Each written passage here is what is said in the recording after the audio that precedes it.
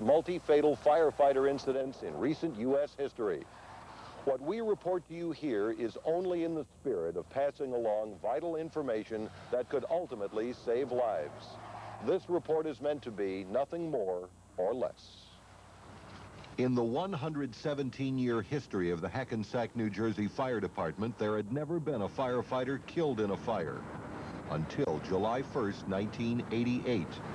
But between 3 p.m. and 4 p.m., that changed forever. It is just past 3 p.m., and off-duty River Edge, New Jersey firefighter Mike Jurgensen is on the scene of a fire in the rear of Hackensack Ford on River Street. Jurgensen, who always carries a video camera, has heard the call of fire on his car scanner and is approximately 2 minutes away. The smoke is very acidic. We're on the scene here in Hackensack on River Street, Ford dealership. Across from McDonald's, you got a working fire in the attic.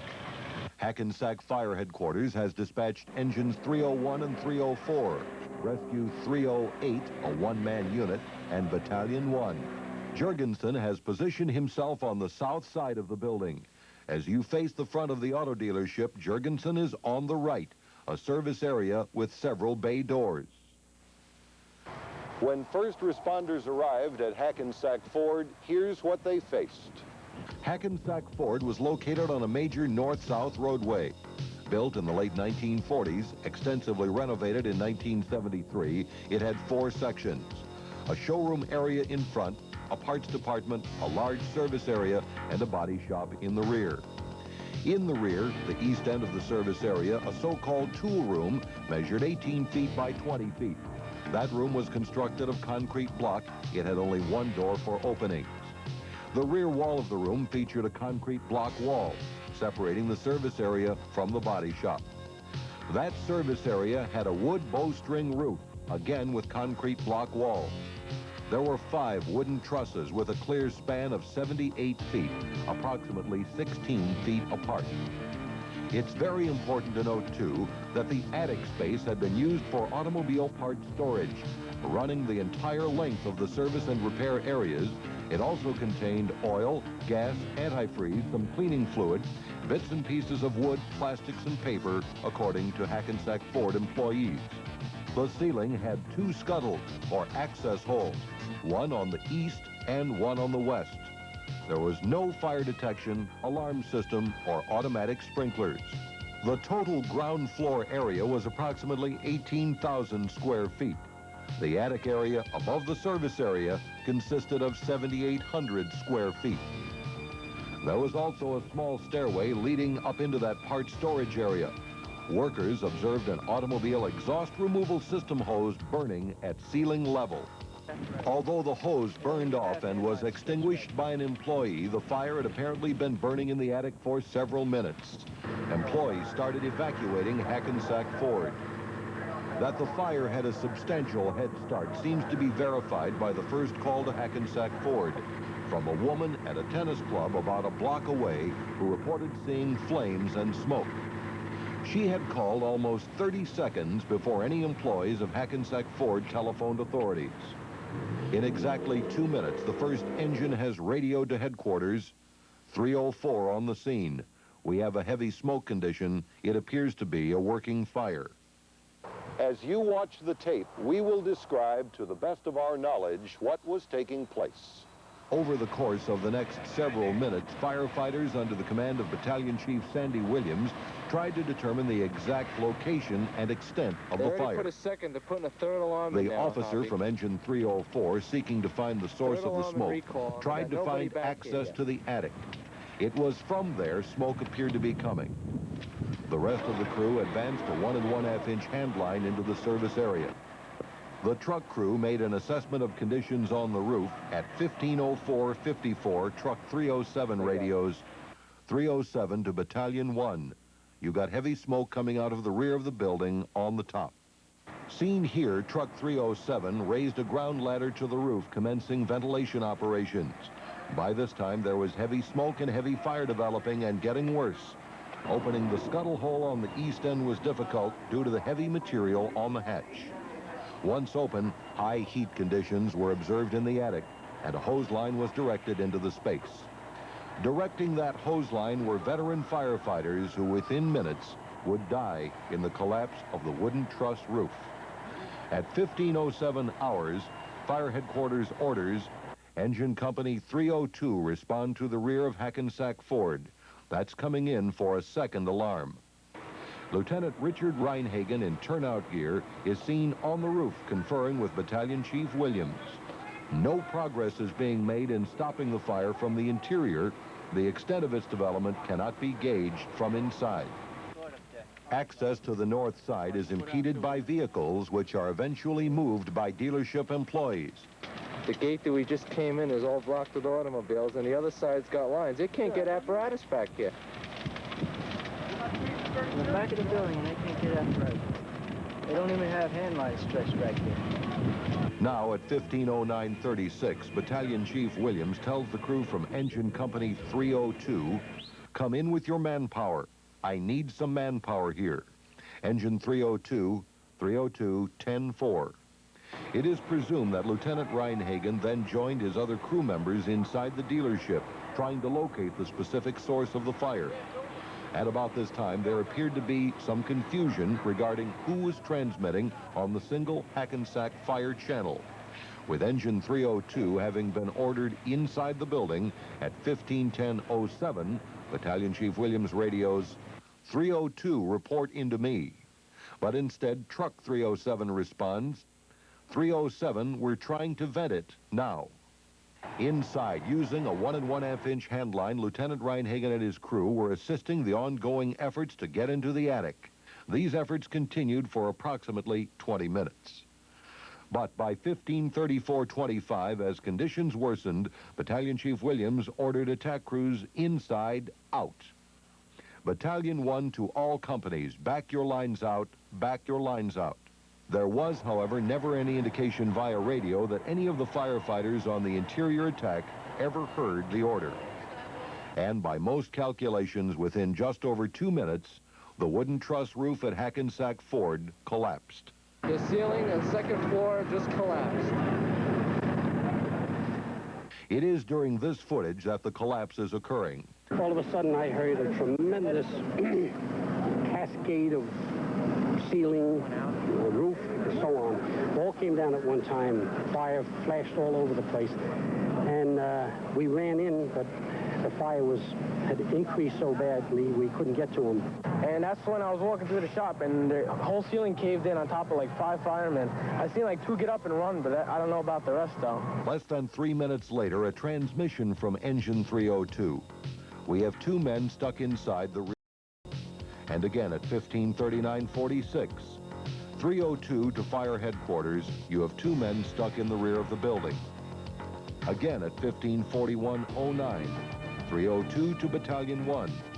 Finally, a response from Battalion 1, but instead he answered the wrong call.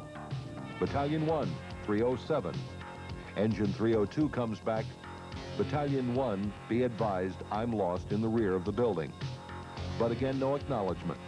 This time, the next transmission comes from car 300, that of Fire Chief Anthony Ayelos at 15:41:33. 300 to Fire Headquarters, also get that tower ladder from the city garage. I want it up here.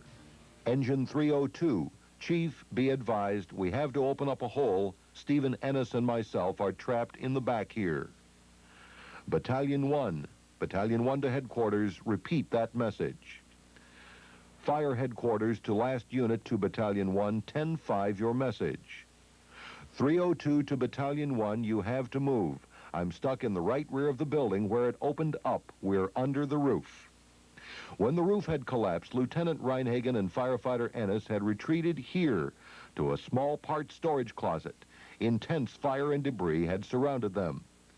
By 15:49:38, members of the public who had scanners and a police detective listening into the activity from his office contacted Fire Headquarters. Yeah, this is Jim Flynn up at the task force. I know you're busy, but on our scanners here, we heard there are guys trapped in there. The scene can't hear them. We can hear their bells going off on the scanner here. By 15:50:18, Lieutenant Reinhagen and firefighter Ennis were still in the closet. Chief, this is Lieutenant Reinhagen. Firefighter Ennis and myself are stuck in a closet right rear of the building, and we're out of air. And in the final series, Engine 302, stuck in the closet, right rear, no air, help. Battalion 1, are you on the second floor? Battalion 1 to 302, are you on the first floor? 302, first floor, underneath the collapsed ceiling. Over the course of the 13 minutes, according to the transcribed transmissions, Lieutenant Reinhagen radioed some 30 times. At least 15 of those calls indicated he and Ennis were trapped and either running out of air or were out of air.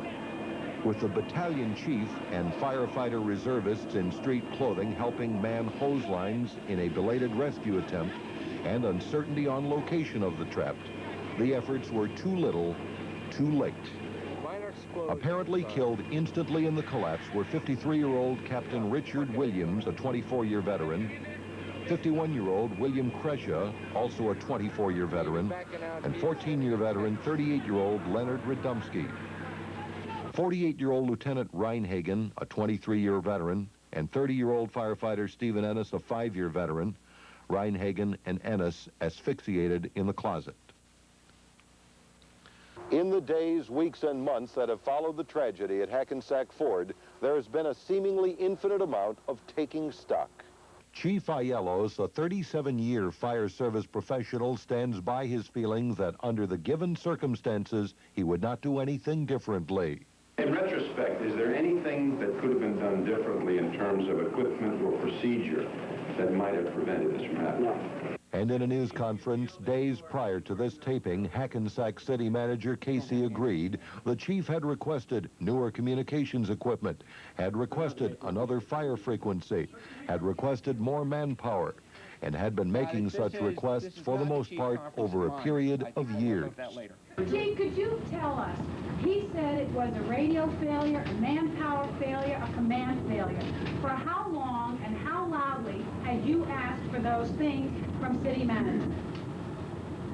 One of the key things would have been a fireground channel, but that wasn't available until recently. And in the upgrading of the communication system that Mr. Casey mentioned, it was in there to include the fireground channel. That was in this year. What about more manpower? Had you asked for more manpower in previous years, for previous budgets? Every year. Every year that we do submit the budget, every year we try to increase it, including fireground operations, firefighters, fire prevention. After I instructed the chief to reduce his budget by 10%, which is the same memo that went out to all my other operating people, the chief filed a protest with me that in fact that would jeopardize his effective operation of the department. I received similar memos from other agencies in the city. The reality was that because of the financial constraints placed upon the city in 1988, we could not meet those and other requests.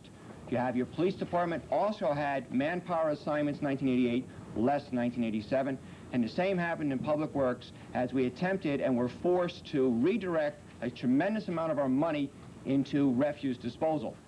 Since the tragedy at Hackensack Ford, 2 major investigative reports have been issued. In its summary investigation report, the NFPA said, investigators have determined the probable cause of the fire was accidental. The fire originated in the attic area. The area contained an abundant amount of stored combustible materials representing a substantial fuel load. The stored materials likely affected the structural integrity of the truss. Trusses are vulnerable to collapse under fire conditions because they are composed of relatively lightweight members. A characteristic of wood trusses is that failure of one part causes the entire truss to fall. Much more critical was the report prepared by consultant David Demers, writing under assignment from the International Association of Firefighters. Demers' report states, the most significant factor that resulted in the fatalities was failure of the fireground commanders to recognize the wood bowstring roof truss construction and the associated hazards to firefighters with the extent of fire development evident from the exterior. Major contributing factors were lack of effective communications both on the fire ground and between the fire ground commanders and fire headquarters, and the absence of an effective fire ground command structure both before the collapse and especially after collapse during rescue attempts. Even if more manpower had been available sooner, the probability of a successful rescue would have only increased marginally because there was not an effective fire ground command structure to organize the personnel. Approximately 7 minutes after the battalion chief's arrival, there was sufficient information available that should have resulted in a decision to abandon interior offensive operations. Demers also writes, "There was a great deal of talking on the radio, but a severe lack of communication. Numerous messages were transmitted with no acknowledgement. The radio system itself caused a great deal of confusion. One radio frequency for the fire ground to fire headquarters, emergency medical calls, dispatching fire units, and calling in off-duty personnel was totally inadequate. When collapse occurred, there was insufficient manpower on the scene to commence an effective rescue effort. No formal training in building construction and firefighting operations had been offered to the Hackensack firefighters that were interviewed. It was confirmed by Chief Ayelos that no such training had been provided. At the Hackensack Ford fire, prior to the collapse, all of the engine companies and the ladder company responded with 3 personnel. The rescue responded with 1 firefighter who was later killed. I don't think it was just too much traffic. I think the issue was when they first heard that there was firefighters down in the building, they should immediately shut down all needless communications. They should have went to emergency transmissions only. There was no fire ground control and no accountability for the firefighters at that fire scene. Everybody was freelancing. The fire scene, in my opinion, based on every report there is and every film there is, there was no command at the fire scene. And as a result, no one really knew what anyone else was doing. We've decided that we're just never going to allow this to happen, whether it be 1 person or 5 people again. Chief Ayelos says there were critical factors out of the department's control which played key roles in this horror story. I believe that the whole thing hinges on the excessive weight in the overhead, which is truss roof that shouldn't have been there, plus the fact that the ceiling was made of lath and plaster, which also is not supposed to be in a truss roof. If you look at any other truss roof we have in Hackensack, you can look right to the roof. If we had known that there was a load of auto parts in the overhead, that would have certainly made a difference.